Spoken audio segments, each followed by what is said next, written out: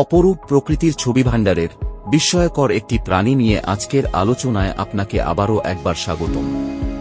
আজকে আপনাকে পৃথিবীর সবচেয়ে ছোট স্তন্যপায়ী প্রাণী বাম্বলিবি বাদুড়ের সাথে সাক্ষাৎ করাবো, যার বৈজ্ঞানিক নাম ক্রাসিওনিকটেরিস থংলংগাই।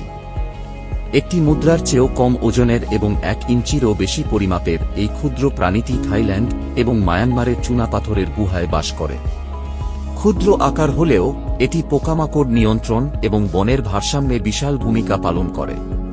তবে এরই সাথে দুঃখের বিষয় হল, এদের যথাযথ আবাসস্থল হ্রাসের কারণে এটিকে ঝুঁকিপূর্ণ হিসাবে শ্রেণীবদ্ধ করা হয়েছে।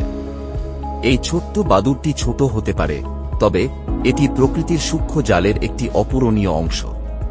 আজকের প্রাণীটিকে ভালো লেগে থাকলে অবশ্যই লাইক এবং সাবস্ক্রাইব করে দিবেন।